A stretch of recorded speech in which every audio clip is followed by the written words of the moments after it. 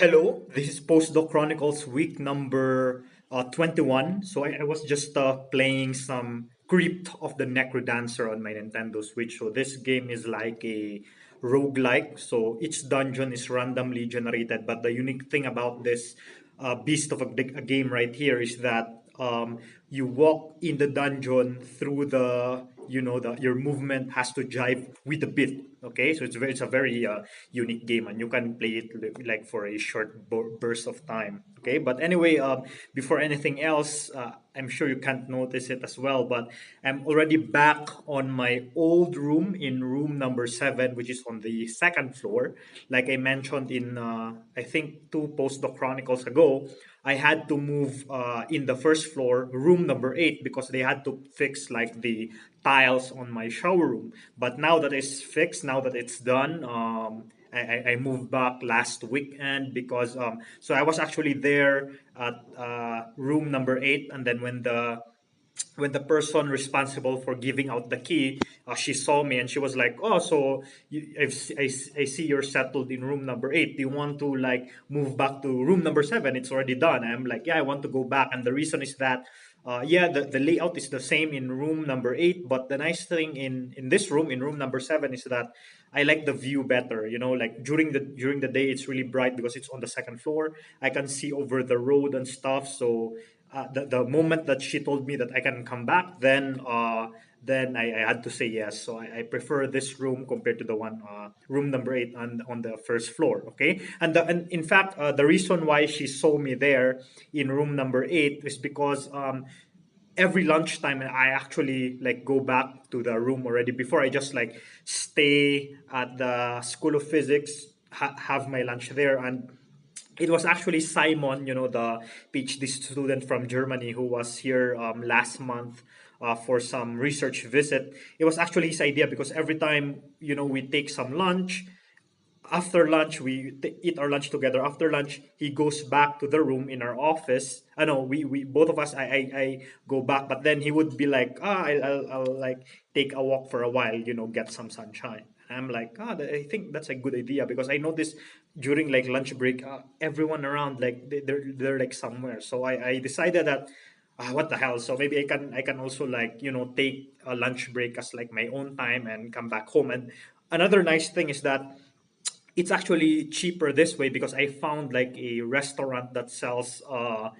food, cooked food for like 35 rands. Before I used to eat that for lunch and dinner during weekends, and before I used to eat the whole 35 rand, and 35 rand, if you convert it to Philippine pesos, is around like 140 pesos. So before I used to spend like 140 pesos per meal. And the amount of rice that they have on that meal, and even the amount of meat, like the chicken and the beef, it's insanely huge. So every weekend, like I eat that, like I'm so full, man. And then I decided, what if I like try and divide it? So instead of like paying 35 rands or 140 pesos per meal, what if I like buy one meal and then I divide it into two, and then I check if like it's enough. Okay, I tried it once and I'm like, hey man, it's enough. Like half of it for lunch, half of it for dinner. And so now what I typically do is I go there for the 140 peso meal.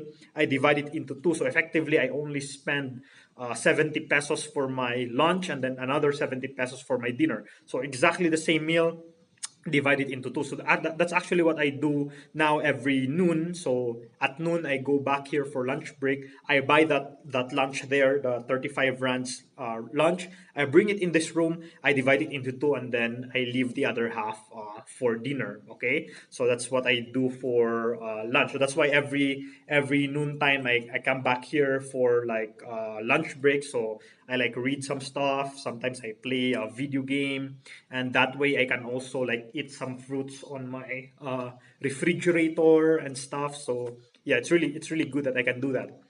But anyway, so it's also been a week since I've had my iPad 2018. So as I've mentioned in my last week's Postdoc Chronicles, I bought an iPad 2018, the sixth generation, the cheapest base model iPad that you can buy that supports the Apple Pencil. And I have to say, man, it's been great so far. It's way better than my Samsung. I know that Samsung tablet came from like generations ago, like a few years ago. But yeah, this is so smooth. Like I read like PDFs here, and the nice thing is that using the Apple Pencil.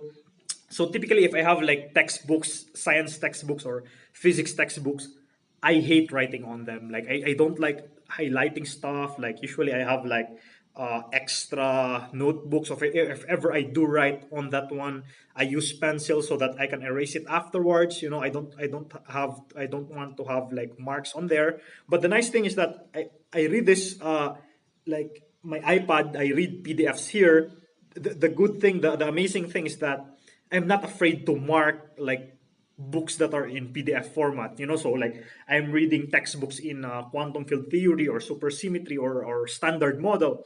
So I can highlight whatever I want. I can write notes whatever I want. And the amazing thing is that since I have a MacBook Pro, the PDF that I have here, so it actually what they call this, they interface very well. So the PDF files that I have on my MacBook Pro, so I have this folder that is connected to the cloud storage they call the iCloud. I can access everything here, and every every highlights, every notes, every scratch stuff or things that I write, solutions that I write on the margin on any PDF textbooks that are in here, they also appear. Those notes they also appear on my MacBook Pro, so which is the coolest thing ever. Okay, and in fact, in my note taking stuff, I used here OneNote, Microsoft's OneNote. So the things that I write notes here, so I have like notebooks here that I use for my scratch. They also appear right on my MacBook Pro. So again, it has been amazing so far. And since it's very snappy, since it's very cool to use, I always find myself looking forward to reading like PDF or using the Apple Pencil, to solve stuff here, right. So granted, I haven't made yet another like solving video on my YouTube. Maybe I've been busy. Maybe I can do that like in a few days, in the next few days. Maybe I can, but yeah, I'll see. And also, speaking of being busy, I've been processing my.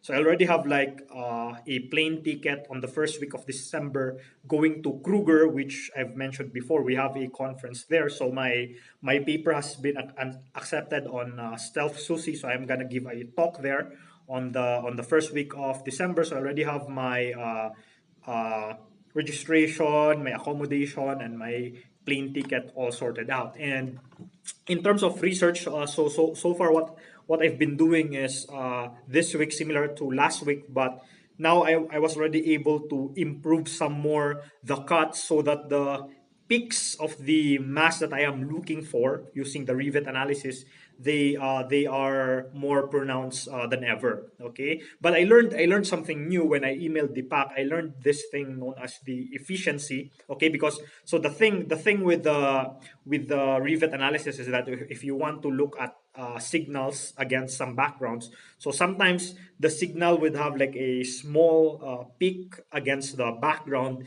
and what you do when you do analysis is you ask yourselves, okay, which of the observables or which of the parameters can I adjust, or which are reasonable so as to make that peak a little bit higher, okay, or make the backgrounds ever smaller. So for example, you might say, I know that in order to have this event, my photons should have this specific amount of energy, or their momentum should be greater than a certain value, for example. Okay, so you input that in your analysis, and then what happens is the peak of the signal will be much more discriminated from the background. However, every time you do that cut, there is a disadvantage, and I just learned this from the pack just recently, something known as the efficiency, because every time you introduce a cut, the thing is the amount of background or signal that you have on your current plot is also becoming smaller versus the number of events that you have. Okay, and so now what we have to compare is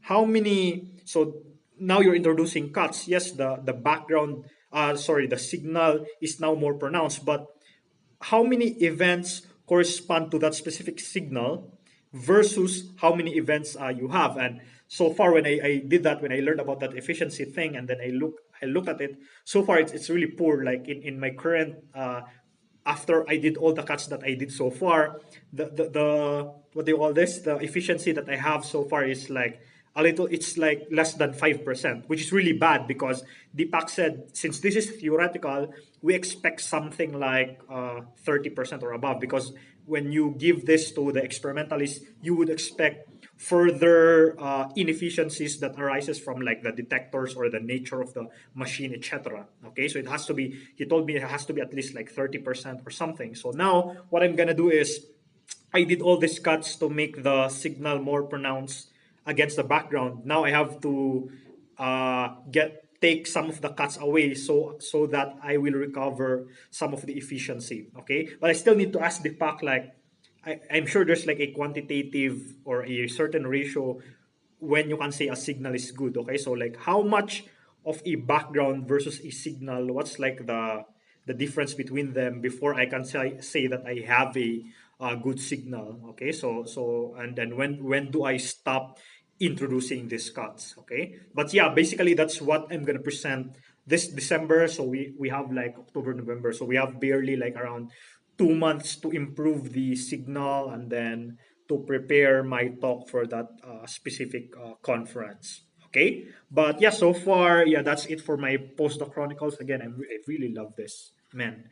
I really love this iPad so far.